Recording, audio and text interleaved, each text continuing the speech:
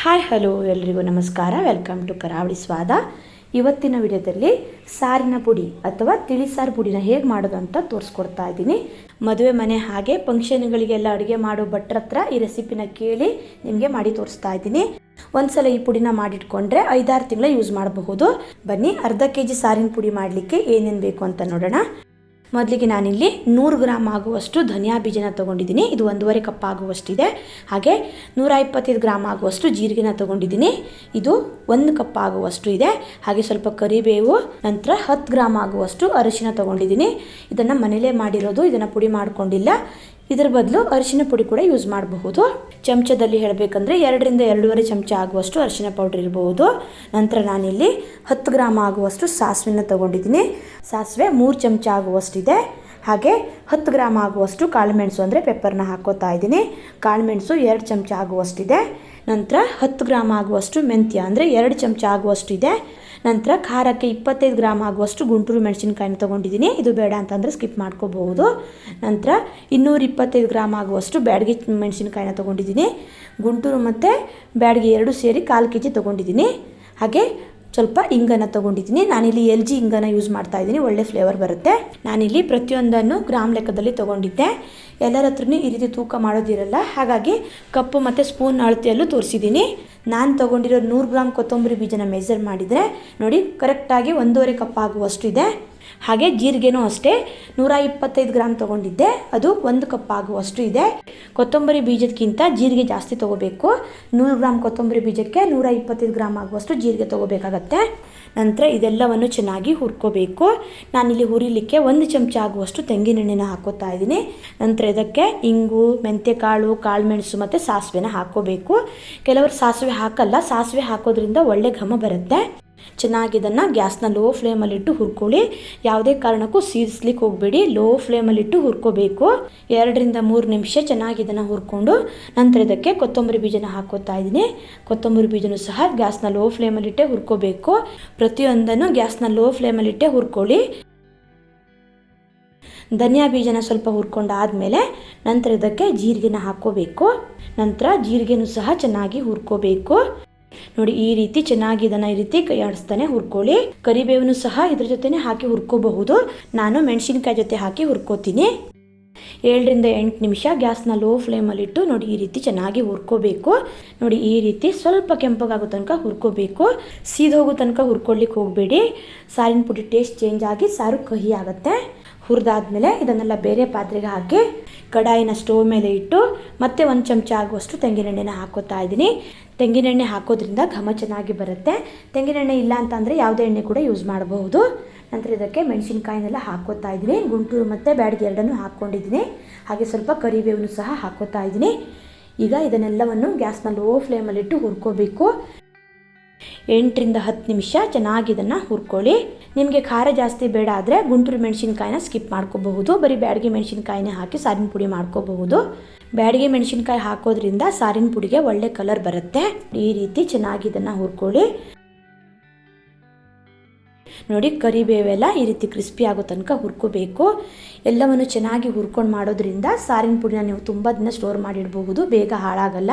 ಕಡಿಮೆ ಉರಿಯಲ್ಲಿ 10 ನಿಮಿಷ ಇದನ್ನೆಲ್ಲ ಚೆನ್ನಾಗಿ ಹುರ್ಕೊಂಡಿದ್ದೀನಿ.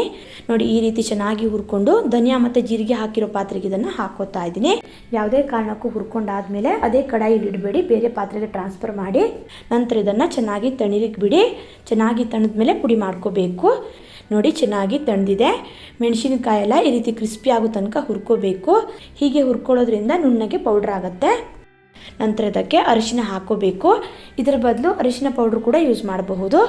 ಮೆಂತ್ಯಕಾಳು, ಸಾಸಿವೆ, ಅರಿಶಿನ ಪೌಡರ್ ಹಾಗೆ ಕಾಳುಮೆಣಸು ಇದೆಲ್ಲವನ್ನು ಸಮ ಪ್ರಮಾಣದಲ್ಲಿ ತಗೋಬೇಕು. ಅಂದರೆ ಎಲ್ಲವನ್ನು 10 ಗ್ರಾಮ್ ಆಗುವಷ್ಟು ತೊಗೊಂಡಿದ್ದೀನಿ. ಇದೆಲ್ಲವನ್ನು ಸರಿಯಾಗಿ ಹುರ್ಕೊಂಡು ಚೆನ್ನಾಗಿ ಇದು ತಣಿದ ಮೇಲೆ ಪುಡಿ ಮಾಡ್ಕೋಬೇಕು. ನಾನಿಲ್ಲಿ ಮಿಕ್ಸಿ ಜಾರಿಗೆ ಹಾಕಿ ಪುಡಿ ಮಾಡ್ಕೋತಾ ಇದ್ದೀನಿ. ನೀವು ಬೇಕಿದ್ದರೆ ಮಿಲ್ಲಲ್ಲಿ ಕೊಟ್ಟು ಕೂಡ ಪುಡಿ ಮಾಡ್ಕೋಬಹುದು. ನೋಡಿ ಈ ರೀತಿ ಎಲ್ಲವನ್ನು ಸ್ವಲ್ಪ ಸ್ವಲ್ಪ ಮಿಕ್ಸಿ ಜಾರಿಗೆ ಹಾಕಿ ನುಣ್ಣಗೆ ಪುಡಿ ಮಾಡ್ಕೋಬೇಕು. ನೋಡಿ ಈ ರೀತಿ ಪುಡಿ ಮಾಡ್ಕೊಂಡಿದ್ದನ್ನು ಒಂದು ಪಾತ್ರೆಗೆ ಹಾಕೋತಾ ಇದ್ದೀನಿ. ಇದೇ ರೀತಿ ಸ್ವಲ್ಪ ಸ್ವಲ್ಪ ಹಾಕ್ಕೊಂಡು ಪುಡಿ ಮಾಡಿಕೊಂಡ್ರೆ ಆಯಿತು. ಆ್ಯಕ್ಚುಲಿ ನಾನು ಮಿಲ್ಲಿಗೆ ಕೊಟ್ಟು ಪುಡಿ ಮಾಡ್ಕೊತಾ ಇದ್ದೆ. ಕೆಲವರಿಗೆ ಮಿಲ್ಲಲ್ಲಿ ಕೊಟ್ಟು ಪುಡಿ ಮಾಡೋಕ್ಕಾಗಲ್ಲ, ಅಂಥವ್ರಿಗೆ ಹೆಲ್ಪ್ ಆಗಲಿ ಅಂತ ಈ ರೀತಿ ಪುಡಿ ಮಾಡಿ ತೋರಿಸ್ತಾ ಇದ್ದೀನಿ. ನೋಡಿ ಈ ರೀತಿ ಮಿಕ್ಸಿ ಜಾರಿಗೆ ಸ್ವಲ್ಪ ಸ್ವಲ್ಪ ಹಾಕಿ ಎಲ್ಲವನ್ನು ನುಣ್ಣಗೆ ಪುಡಿ ಮಾಡಿ ಇಟ್ಕೊಂಡಿದ್ದೀನಿ. ಸಾರಿನ ಪುಡಿ ಪರಿಮಳ ತುಂಬಾ ಚೆನ್ನಾಗಿ ಘಮ್ ಅಂತ ಬರ್ತಾ ಇದೆ. ಚೆನ್ನಾಗಿ ಒಂದ್ಸಲ ಈ ರೀತಿ ಮಿಕ್ಸ್ ಮಾಡಿಕೊಂಡು ನಂತರ ಇದನ್ನು ಜರಡಿಗೆ ಹಾಕಿ ಸ್ವಲ್ಪ ಸಾಣಿಸ್ಕೋತಾ ಇದ್ದೀನಿ. ಮಿಲ್ಲಿಗೆ ಕೊಟ್ಟು ಪುಡಿ ಮಾಡಿದರೆ ಸಾಣಿಸೋ ಅವಶ್ಯಕತೆ ಇಲ್ಲ. ಮಿಕ್ಸಿಲಿ ಪುಡಿ ಮಾಡ್ಕೊಂಡಿರೋದ್ರಿಂದ ಚಿಕ್ಕ ಚಿಕ್ಕ ಪೀಸ್ ಅಥವಾ ಮೆಣಸಿನ್ಕಾಯಿ ಬೀಜ ಏನಾದರೂ ಇರುತ್ತೆ, ಹಾಗಾಗಿ ಚೆನ್ನಾಗಿ ಇದನ್ನು ಸಾಣಿಸ್ಕೋಬೇಕು.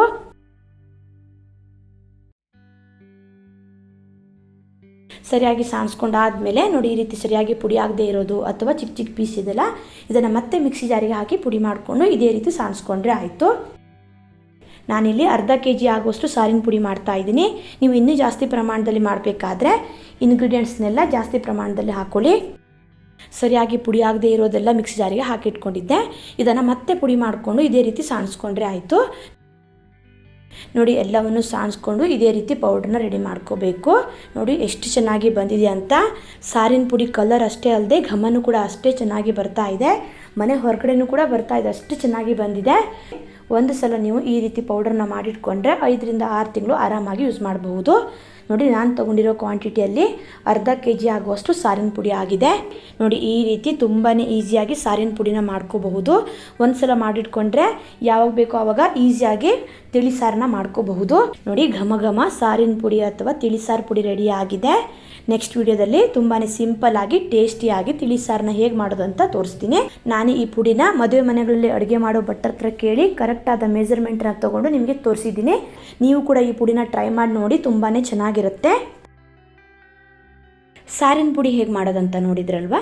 ನೆಕ್ಸ್ಟ್ 1 kg ಆಗುವಷ್ಟು ಸಾಂಬಾರು ಪುಡಿನ ಸರಿಯಾದ ಅಳತೆಯಲ್ಲಿ ಯಾವ ರೀತಿ ಮಾಡೋದಂತ ತೋರಿಸ್ಕೊಡ್ತಾ ಇದ್ದೀನಿ.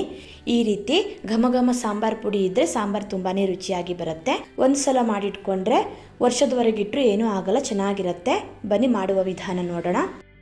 ಸಾಂಬಾರು ಪುಡಿ ಮಾಡಲಿಕ್ಕೆ ನಾನಿಲ್ಲಿ 12 ಪದಾರ್ಥನ ಬಳಸಿದ್ದೀನಿ. ಪ್ರತಿಯೊಂದನ್ನು ನೀಟಾಗಿ ಕ್ಲೀನ್ ಮಾಡಿ ಇಟ್ಕೊಂಡಿದ್ದೀನಿ. ಮೊದಲಿಗೆ ಯಾವ್ಯಾವ ಪದಾರ್ಥ ಬೇಕು ಅಂತ ಹೀಗೇನೆ ಹೇಳ್ತಾ ಹೋಗ್ತೀನಿ. ಹುರಿಯುವಾಗ ಪ್ರತಿಯೊಂದನ್ನು ಗ್ರಾಮ್ನ ಅಳತೆಯಲ್ಲಿ ಹೇಳ್ತೀನಿ. ಹಾಗೆ ನಿಮಗೆ ಹೆಲ್ಪ್ ಆಗಲಿ ಅಂತ ಚಮಚ ಹಾಗೂ ಕಪ್ನ ಅಳತೆಯಲ್ಲೂ ಕೂಡ ಹೇಳ್ತೀನಿ. ಮೊದಲಿಗೆ ನಾನಿಲ್ಲಿ ಸಾಂಬಾರು ಪುಡಿ ಮಾಡಲಿಕ್ಕೆ 2 ರೀತಿಯ ಮೆಣಸಿನ್ಕಾಯಿನ ತೊಗೊಂಡಿದ್ದೀನಿ. ಬ್ಯಾಡಗಿ ಮೆಣಸಿನ್ಕಾಯಿ ಮತ್ತು ಗುಂಟೂರು ಮೆಣಸಿನ್ಕಾಯಿ, ಹಾಗೆ ಧನಿಯಾ ಬೀಜ, 2 ರೀತಿಯ ಬೇಳೆನ ಬಳಸಿದ್ದೀನಿ. ಕಡಲೆಬೇಳೆ ಮತ್ತು ಉದ್ದಿನಬೇಳೆ, ಅರಿಶಿನ ಪೌಡರ್, ಚಕ್ಕೆ, ಕಾಳುಮೆಣಸು, ಮೆಂತ್ಯ, ಇಂಗು, ಜೀರಿಗೆ, ಹಾಗೆ ಸ್ವಲ್ಪ ಕರಿಬೇವು ಸೊಪ್ಪು, ಇದಿಷ್ಟನ್ನು ತೊಗೊಂಡಿದ್ದೀನಿ. ನೋಡಿ ಈ ರೀತಿ ಎಲ್ಲವನ್ನು ನೀಟಾಗಿ ರೆಡಿ ಮಾಡಿಕೊಂಡು ನಂತರ ಇದೆಲ್ಲವನ್ನು ಹುರ್ಕೊಂಡ್ರೆ ಆಯಿತು. ಸ್ಟೋವ್ ಮೇಲೆ ಒಂದು ದಪ್ಪ ತಳದ ಕಡಾಯಿನ ಇಟ್ಟು ಮೊದಲಿಗೆ ಮೆಂತ್ಯನ ಹಾಕೋತಾ ಇದ್ದೀನಿ. ನಾನಿಲ್ಲಿ 25 ಗ್ರಾಮ್ ಆಗುವಷ್ಟು ಮೆಂತ್ಯನ ಹಾಕ್ಕೊಂಡಿದ್ದೀನಿ. ಚಮಚದ ಅಳತೆಯಲ್ಲಿ ಹೇಳಬೇಕು ಅಂದರೆ 3 ಚಮಚ ಆಗುತ್ತೆ. ಮೆಂತ್ಯನ ಸ್ವಲ್ಪ ಹುರ್ಕೊಂಡಾದಮೇಲೆ ನಂತರ ಜೀರಿಗೆ ಮತ್ತು ಕಾಳುಮೆಣಸನ್ನು ಹಾಕೋತಾ ಇದ್ದೀನಿ. ಜೀರಿಗೆ 100 ಗ್ರಾಮು ಅಂದರೆ 3/4 ಕಪ್ಪು, ಕಾಳುಮೆಣಸು 25 ಗ್ರಾಮು ಅಂದರೆ 4 ಚಮಚ ಆಗುತ್ತೆ. ಸ್ವಲ್ಪ ಇದಕ್ಕೆ ತೆಂಗಿನೆಣ್ಣೆನ ಹಾಕಿ ಒಂದು ಅರ್ಧ ಚಮಚ ಆಗುವಷ್ಟು ಹಾಕ್ಕೊಳ್ಳಿ, ಜಾಸ್ತಿ ಹಾಕ್ಕೊಳ್ಳಿಕ್ಕೆ ಹೋಗಬೇಡಿ. ಗ್ಯಾಸ್ನ ಕಡಿಮೆ ಉರಿಯಲ್ಲಿ ಇಟ್ಕೊಂಡು ನಿಧಾನಕ್ಕೆ ಇದನ್ನು ಹುರ್ಕೊಳ್ಳಿ. ಯಾವುದೇ ಕಾರಣಕ್ಕೂ ಫ್ಲೇಮ್ನ ಜಾಸ್ತಿ ಇಟ್ಕೊಳ್ಳಿಕ್ಕೆ ಹೋಗಬೇಡಿ, ಸೀದು ಹೋಗ್ಬಿಡತ್ತೆ. ಎಲ್ಲವನ್ನು ಕಡಿಮೆ ಉರಿಯಲ್ಲಿ ಇಟ್ಕೊಂಡೆ ಹುರ್ಕೋಬೇಕು. ನೋಡಿ ಈ ರೀತಿ ಲೈಟಾಗಿ ಕಲರ್ ಚೇಂಜ್ ಆಗೋ ತನಕ ಹುರ್ಕೊಳ್ಳಿ. ಜೀರಿಗೆ ಹುರಿದಿರೋ ಘಮ ಬರಬೇಕು, ಅಷ್ಟು ತನಕ ಹುರ್ಕೊಂಡ್ರೆ ಸಾಕಾಗತ್ತೆ. ನಂತರ ಇದೆಲ್ಲವನ್ನು ತೆಗೆದು ಒಂದು ಪ್ಲೇಟಿಗೆ ಹಾಕಿ ತಣಿಲಿಕ್ಕೆ ಬಿಡ್ತಾ ಇದ್ದೀನಿ. ನಂತರ 150 ಗ್ರಾಮ್ ಆಗುವಷ್ಟು ಕಡಲೆಬೇಳೆ ಹಾಕೋತಾ ಇದ್ದೀನಿ. ಕಪ್ಪಲ್ಲಿ ಹೇಳಬೇಕು ಅಂದರೆ 3/4 ಕಪ್ ಆಗುತ್ತೆ. ಗ್ಯಾಸ್ನ ಕಡಿಮೆ ಉರಿಯಲ್ಲಿ ಇಟ್ಕೊಂಡು ಕಡಲೆಬೇಳೆನೂ ಸಹ ಚೆನ್ನಾಗಿ ಹುರ್ಕೋಬೇಕು. ಕಡಲೆಬೇಳೆ ಕ್ರಿಸ್ಪಿಯಾಗಿ ನೋಡಿ ಈ ರೀತಿ ಲೈಟಾಗಿ ಕಲರ್ ಚೇಂಜ್ ಆಗಬೇಕು. ತುಂಬ ಕಪ್ಪಾಗೋ ತನಕ ಹುರ್ಕೊಳ್ಳಿಕ್ಕೆ ಹೋಗಬೇಡಿ, ಸಾಂಬಾರು ಪುಡಿ ಕಹಿ ಆಗಿಬಿಡತ್ತೆ. ನೋಡಿ ಈ ರೀತಿ ಇಷ್ಟು ಕಲರ್ ಬಂದರೆ ಸಾಕಾಗತ್ತೆ. ಇದನ್ನು ಸಹ ತೆಗೆದು ಅದೇ ಮಿಕ್ಸಿಂಗ್ ಬೌಲ್ಗೆ ಸೇರಿಸ್ಕೊತಾ ಇದ್ದೀನಿ. ನಂತರ 150 ಗ್ರಾಮ್ ಆಗುವಷ್ಟು ಉದ್ದಿನ ಕಾಳನ್ನು ತೊಗೊಂಡಿದ್ದೀನಿ. ಉದ್ದಿನ ಕಾಳು ಸಹ 3/4 ಕಪ್ ಆಗುವಷ್ಟು ಇದೆ. ಉದ್ದಿನ ಕಾಳು ಬದಲು ಉದ್ದಿನ ಬೇಳೆ ಕೂಡ ಬಳಸಬಹುದು. ನನ್ನ ಹತ್ರ ಉದ್ದಿನ ಬೇಳೆ ಇಲ್ಲದೆ ಇರೋದ್ರಿಂದ ಉದ್ದಿನ ಕಾಳನ್ನು ಹಾಕ್ಕೊಂಡಿದ್ದೀನಿ. ಇದನ್ನು ಸಹ ಗ್ಯಾಸ್ನ ಕಡಿಮೆ ಉರಿಯಲ್ಲಿ ಇಟ್ಕೊಂಡು ಕ್ರಿಸ್ಪಿಯಾಗಿ ನೋಡಿ ಈ ರೀತಿ ಸ್ವಲ್ಪ ಕೆಂಪಗಾಗೋ ತನಕ ಚೆನ್ನಾಗಿ ಹುರ್ಕೋಬೇಕು. ಅದು ಅಲ್ಲದೆ ಉದ್ದಿನಬೇಳೆ ಹುರಿದಿರೋ ಘಮ ಕೂಡ ಬರುತ್ತೆ. ನೋಡಿ ಈ ರೀತಿ ನೀಟಾಗಿ ಉದ್ದಿನಬೇಳೆನ ಹುರ್ಕೊಂಡು ಇದನ್ನು ಸಹ ಜೀರಿಗೆ, ಮೆಂತ್ಯ ಮತ್ತು ಕಡಲೆಬೇಳೆ ಎಲ್ಲ ಹಾಕಿಟ್ಟಿದ್ವಲ್ಲ ಅದೇ ಬೌಲಿಗೆ ಹಾಕಿಟ್ಕೊತಾ ಇದ್ದೀನಿ. ನಂತರ ಅದೇ ಕಡಾಯಿಗೆ ಒಂದು ಅರ್ಧ ಚಮಚ ಆಗುವಷ್ಟು ತೆಂಗಿನೆಣ್ಣೆನ ಹಾಕಿ ಸ್ವಲ್ಪ LG ಇಂಗನ್ನು ಹಾಕೋತಾ ಇದ್ದೀನಿ. ಹಾಗೆ ಒಂದು 10 ಗ್ರಾಮ್ ಆಗುವಷ್ಟು ಚಕ್ಕೆನೂ ಕೂಡ ಹಾಕ್ಕೊಂಡಿದ್ದೀನಿ. ಒಂದು 6 ರಿಂದ 7 ಪೀಸ್ ಆಗುವಷ್ಟು ಇದೆ. LG ಇಂಗು ಇಲ್ಲ ಅಂತ ಅಂದರೆ ನೀವು ಯಾವ ಇಂಗನ್ನು ಬಳಸ್ತೀರಲ್ಲ ಅದನ್ನೇ ಬಳಸಬಹುದು. LG ಇಂಗು ಬಳಸೋದ್ರಿಂದ ಒಳ್ಳೆ ಪರಿಮಳ ಇರುತ್ತೆ. ಸ್ವಲ್ಪ ಇದನ್ನು ಫ್ರೈ ಮಾಡಿಕೊಂಡು ನಂತರ ಇದಕ್ಕೆ ಕರಿಬೇವು ಸೊಪ್ಪನ್ನು ಹಾಕ್ಕೋತಾ ಇದ್ದೀನಿ. ಕರಿಬೇವು ಸೊಪ್ಪನ್ನು ಚೆನ್ನಾಗಿ ಫ್ರೈ ಮಾಡ್ಕೊಳ್ಳಿ, ಕ್ರಿಸ್ಪಿ ಆಗೋ ತನಕ ಚೆನ್ನಾಗಿ ಹುರ್ಕೋಬೇಕು. ಇಂಗು, ಚಕ್ಕೆ ಹಾಗೂ ಕರಿಬೇವು ಸೊಪ್ಪು ಬಳಸೋದ್ರಿಂದ ಸಾಂಬಾರು ಪುಡಿಗೆ ಒಳ್ಳೆ ಘಮ ಬರುತ್ತೆ. ನೋಡಿ ಈ ರೀತಿ ಚೆನ್ನಾಗಿ ಫ್ರೈ ಮಾಡಿಕೊಂಡು ನಂತರ ಇದಕ್ಕೆ ಧನಿಯಾ ಬೀಜನ ಹಾಕ್ಕೋತಾ ಇದ್ದೀನಿ. ನಾನಿಲ್ಲಿ 1/4 kg ಆಗುವಷ್ಟು ಧನಿಯಾ ಬೀಜನ ಹಾಕ್ಕೊಂಡಿದ್ದೀನಿ. ಕಪ್ಪಲ್ಲಿ ಹೇಳಬೇಕು ಅಂದರೆ 3.5 ಕಪ್ ಆಗುವಷ್ಟು ಇದೆ. ಧನಿಯಾ ಬೀಜನೂ ಕೂಡ ಚೆನ್ನಾಗಿ ಹುರ್ಕೋಬೇಕು. ಗ್ಯಾಸ್ನ ಕಡಿಮೆ ಉರಿಯಲ್ಲಿ ಇಟ್ಕೊಂಡು ಒಂದು 4 ರಿಂದ 5 ನಿಮಿಷ ಚೆನ್ನಾಗಿ ಹುರ್ಕೊಳ್ಳಿ. ಎಣ್ಣೆ ಜಾಸ್ತಿ ಹಾಕ್ಕೊಳ್ಳಿಕ್ಕೆ ಹೋಗಬೇಡಿ.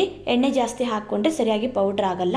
ತೆಂಗಿನ ಎಣ್ಣೆನೇ ಬಳಸಬೇಕಂತಿಲ್ಲ, ನೀವು ಅಡುಗೆಗೆ ಯಾವ ಎಣ್ಣೆ ಬಳಸ್ತಿರಲ್ಲ ಅದನ್ನೇ ಬಳಸಬಹುದು.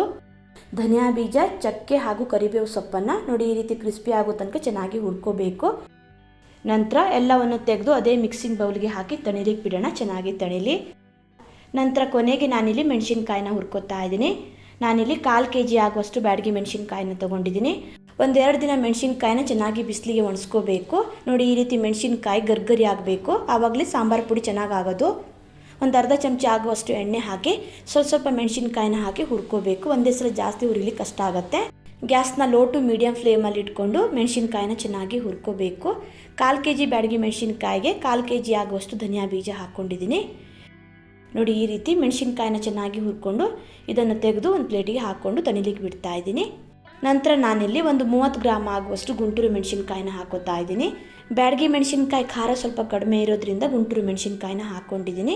ನಾವು ಸ್ವಲ್ಪ ಖಾರ ಕಡಿಮೆ ತಿನ್ನೋದ್ರಿಂದ ಒಂದು 30 ಗ್ರಾಮ್ ಆಗುವಷ್ಟು ಹಾಕ್ಕೊಂಡಿದ್ದೀನಿ. ನಿಮಗೆ ಖಾರ ಜಾಸ್ತಿ ಬೇಕಾದರೆ ಒಂದು 50 ಗ್ರಾಮ್ ಅಷ್ಟು ಹಾಕ್ಕೊಳ್ಳಿ.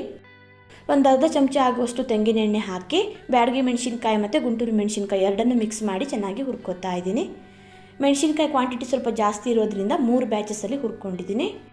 ನಾನು ಈ ಸಾಂಬಾರು ಪುಡಿನ ಮದುವೆ ಮನೆಗಳಲ್ಲಿ ಅಡುಗೆ ಮಾಡೋ ಒಬ್ಬರ ಹತ್ರ ಕೇಳಿ ಸರಿಯಾದ ಅಳತೆಯಲ್ಲಿ ಮಾಡಿ ತೋರಿಸ್ತಾ ಇದ್ದೀನಿ. ನೋಡಿ ಈ ರೀತಿ ಮೆಣಸಿನ್ಕಾಯಿನ ಸರಿಯಾಗಿ ಹುರ್ಕೋಬೇಕು, ತುಂಬ ಕಪ್ಪಾಗೋ ತನಕ ಹುರ್ಕೊಳ್ಳಿಕ್ಕೆ ಹೋಗಬೇಡಿ. ಎಲ್ಲವನ್ನು ಹುರ್ಕೊಂಡಾದಮೇಲೆ ಕೊನೆಗೆ ಒಂದು 25 ಗ್ರಾಮ್ ಆಗುವಷ್ಟು ಅರಶಿನ ಪುಡಿನ ಹಾಕೋತಾ ಇದ್ದೀನಿ. ಒಂದು 5 ರಿಂದ 6 ಚಮಚ ಆಗುವಷ್ಟು ಇದೆ. ನೋಡಿ ಈ ರೀತಿ ಎಲ್ಲವನ್ನು ಹದವಾಗಿ ಹುರ್ಕೊಂಡು ತಣಿಲಿಕ್ಕೆ ಬಿಡೋಣ. ಜಾಸ್ತಿ ಹುರ್ಕೊಳ್ಳೋದಾಗಲಿ ಅಥವಾ ತುಂಬ ಕಪ್ಪಗಾಗೋ ತನಕ ಹುರ್ಕೊಳ್ಳಿಕ್ಕೆ ಹೋಗಬೇಡಿ, ಸಾಂಬಾರು ಪುಡಿ ಕಹಿ ಆಗಿಬಿಡತ್ತೆ. ಸರಿಯಾಗಿ ಹುರ್ಕೊಂಡಿಲ್ಲ ಅಂದರೂ ಸಾಂಬಾರು ಪುಡಿ ಬೇಗ ಹಾಳಾಗಿಬಿಡತ್ತೆ, ತುಂಬ ದಿನ ಇರಲ್ಲ. ಚೆನ್ನಾಗಿ ತಣಿಸ್ಕೊಂಡು ನಂತರ ಇದನ್ನು ಪುಡಿ ಮಾಡ್ಕೋಬೇಕು.